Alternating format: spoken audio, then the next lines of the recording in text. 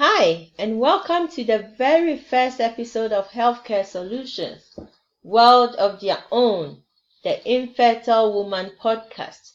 My name is Emma Owusu Ansa. I am the founder of Healthcare Solution International and public health and relationship blogger. Before we get into the topic for today, we have just a few notes about the podcast.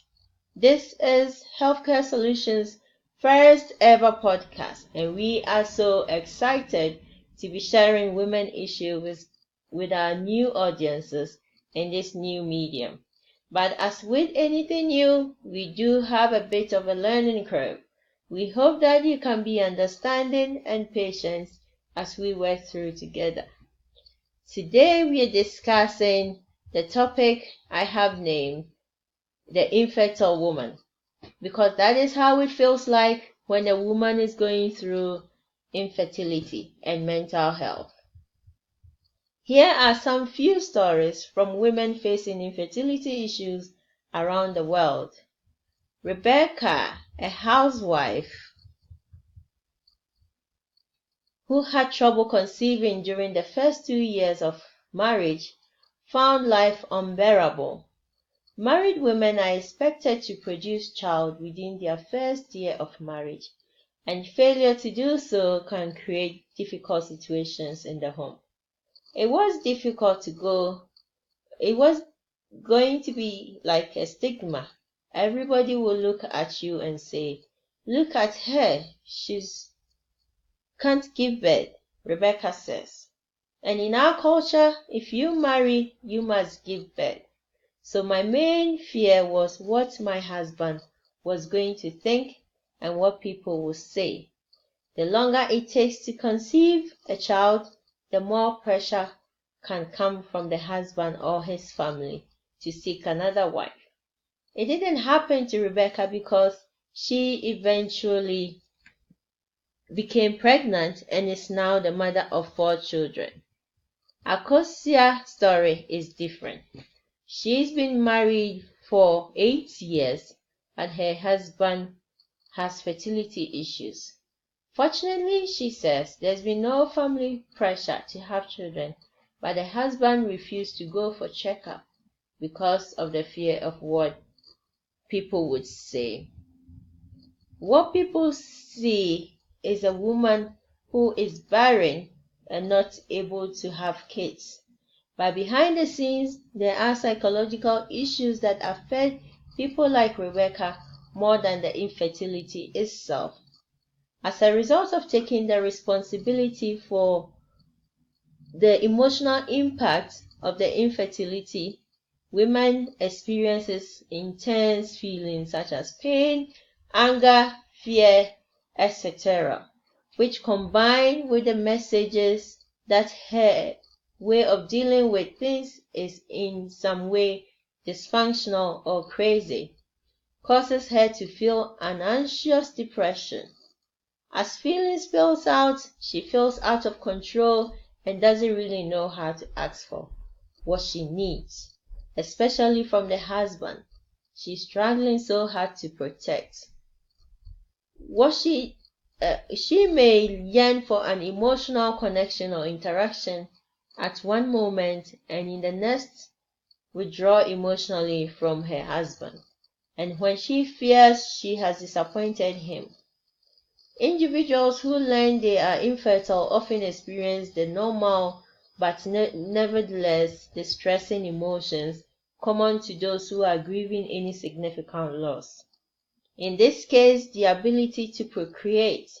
Typically, reactions include shock, grief, depression, anger, and frustration, as well as loss of self-esteem, self-confidence, and a sense of control over one's destiny.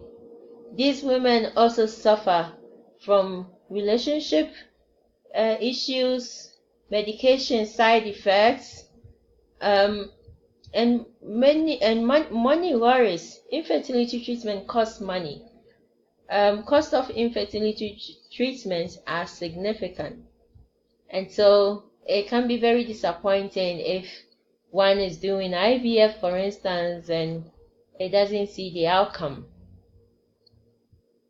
and doesn't see a positive outcome. And to be more precise, even though it is 2017, the question of, so when are you having a baby, is still the number one most annoying conversation starter. Although many women have spoken out about how bad it makes them feel, women are still being interrogated with infertility or grieving a miscarriage, infertility issues.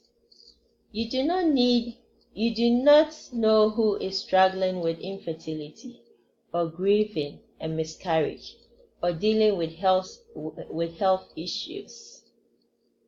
Remember, the next time you are tempted to ask someone their reproductive status, think of the emotional stress involved. In the child-centered religious world, to you I say this: a childless woman comes face to face every day with reminders of what she lacks.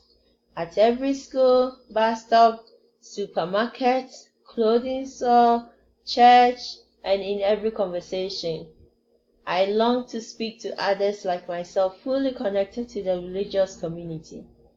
I know weddings, christenings, or any gatherings for that matter can be uncomfortable, but be happy and share in their success.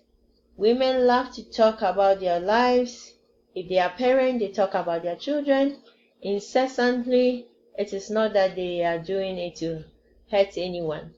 People just don't take that extra step to stop and think, if I say this, will it affect the next person? I just try to listen and push away my pains. And to you, my friend, I share with you this poem. A friend forgive the sensitive barren woman. A friend forgive when I couldn't share in your happiness, when you told me you were expecting. Forgive when I gave excuse just to avoid your child christening. I was only avoiding the questions other friends would ask me. Forgive when in my bad days you gave me a call and I sounded cold and funny. Forgive when I suddenly went quiet during conversation when you and your other friends were sharing the joy of your children. Forgive when I try to advise you on how to treat your kids when I do not have any experience. Forgive my husband if you always get the lion's share of my frustrations. Forgive if you have ever seen my tears. That is because I couldn't help it. Oh dear friend, forgive, for I am only the sensitive barren woman. I hope you enjoyed my poem. Here are some suggestions to help both partners during the infertility process. And this is an advice by Georgia reproductive specialist. Communicate openly with each other. Realize there is no right or wrong way to feel. Getting in touch with your feelings will help you know what you need. Once needs are identified clearly and specifically, tell your partner how to help you. Ask your partner what he or she needs rather than assuming that you can or cannot give it. Recognize the psychological and emotional differences between men and women. See if you can teach each other some of the skills you have learned from your own life experiences as a man or a woman. Share more in the process of treatment. Share both the burdens and joys of your different experiences of infertility. It will help to balance the intensity and bring you closer with a deeper respect for each other. Counseling. Referrals for short-term counseling are common, especially to increase coping strategies or to provide help with making relaxation techniques. Give that infertility and its treatment often cause considerable stress. Expect recommended various relaxation techniques. For example, mindfulness meditation, deep breathing, guided imagery, and yoga promote stress management. Thank you so much for listening. That's all we have for this episode of Healthcare Solutions World of Their Own podcast. If you like to join in the conversation on this podcast, let us know. Join us on healthcaresolution.com/podcast or email me at amypublichealth@gmail.com. Thank you so much for listening and joining us today.